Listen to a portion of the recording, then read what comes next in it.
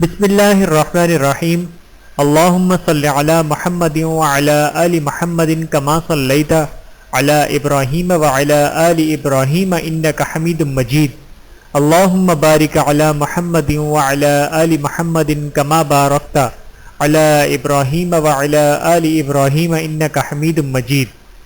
بسم اللہ الرحمن الرحیم۔ السلام علیکم ورحمۃ اللہ وبرکاتہ۔ ایک اللہ والے کا عجیب واقعہ۔ ابراہیم بن شہیب رحمۃ اللہ علیہ سے مروی ہے، فرماتے ہیں کہ ہم جمعے کے دن بعد نماز کے مجلس کیا کرتے تھے۔ ایک شخص صرف ایک کپڑے میں لپٹا ہوا ہماری مجلس میں آ بیٹھا اور ایک سوال کیا۔ ہم لوگ مجلس کے برخاست ہونے تک مسائل فقہ میں گفتگو کرتے رہے۔ پھر وہ شخص دوسرے جمعے کو آیا، ہم نے اسے جواب دیا اور اس کا مقام اور اس کی حالیت دریافت کی۔ اس نے اپنا پتہ بتایا، پھر ہم نے اس کی کنیت پوچھی۔ اس نے کہا ابو عبداللہ۔ ہم اس کی ہمشمبی سے بہت خوش ہوئے۔ ایک مدت تک وہ ہمارے پاس اسی طرح آتا جاتا رہا، پھر اس کا آنا موقوف ہو گیا۔ ایک بار ہم اس کی ملاقات کے ارادے سے اس کی بستی میں گئے اور اس کے بارے میں دریافت کیا۔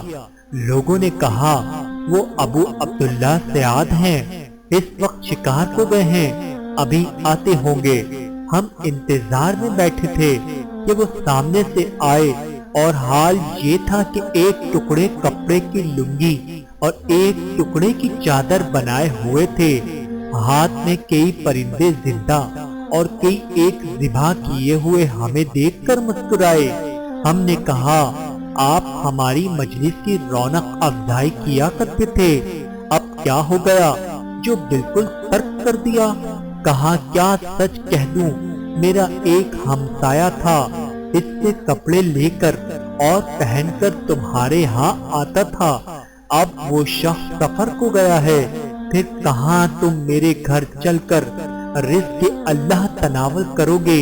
ہم ان کے مکان پر پہنچ کر بیٹھے اور اپنی بیوی کو ذبح کیے ہوئے پرندے پکانے کے لیے سپرد کیے اور زندہ کو لے کر بازار گئے اور انہیں بیچ کر روٹیاں خرید لائے۔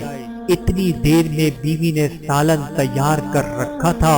ہم کھانا کھا کر چلے تو آپس میں گفتگو ہونے لگی کہ تم نے اس شخص کی ناداری اور فقر کی حالت اور نیک بختی اور اصلاح کی کیفیت دیکھی اور تم میں قدرت بھی ہے کہ اس کی اتنی مدد کرو جس سے وہ اپنی حالت سنبھال سکے۔ تمہیں ایسا کرنا چاہیے کہ کچھ چندہ جمع کرنے کی ان کی امداد کرو جس سے وہ اپنی حاجت پوری کرے۔ چنانچہ ہم نے آپس میں تعین کر کے 5000 درہم جمع کیے اور ان کو دینے کے لیے پھر اس گاؤں کو لوٹ چلے۔ جب ہم مدیر پر پہنچے تو میئر بصرہ محمد بن سلیمان جھروکے میں بیٹھے ہوئے تھے۔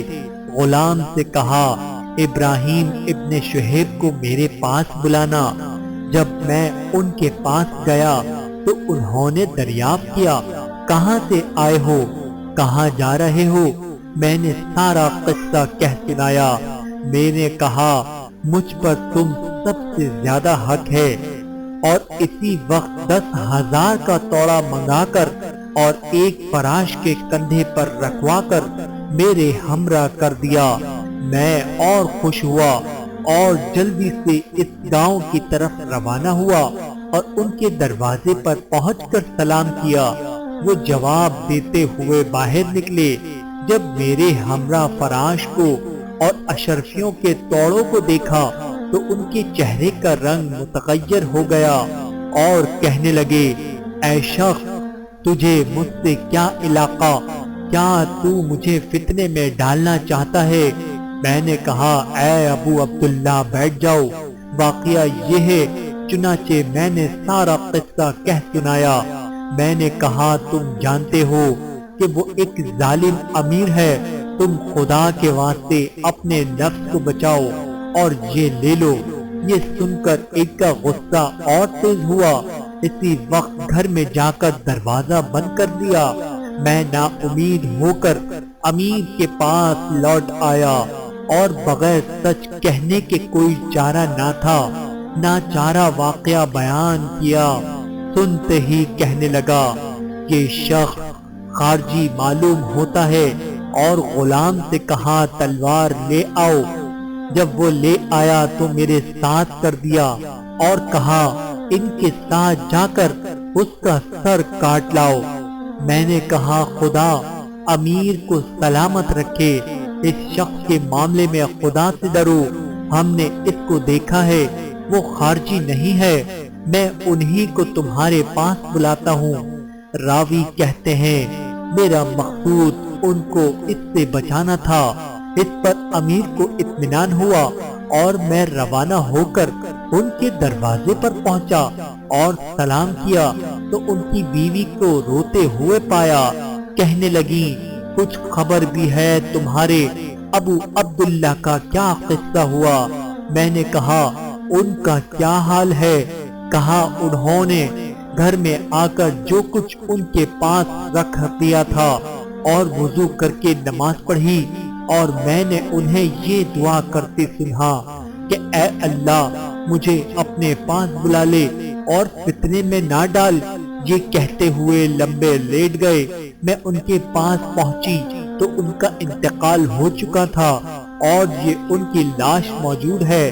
میں نے کہا اے بیوی یہ ہمارا بہت ہی بڑا قصہ ہے، بس اب اس کا ذکر ہی نہ کرو۔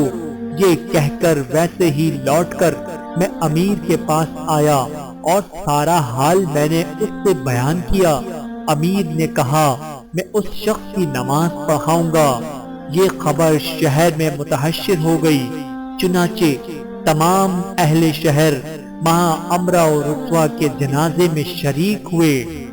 میرے محترم عزیزو، اس واقعے سے ہمیں سبق ملتا ہے۔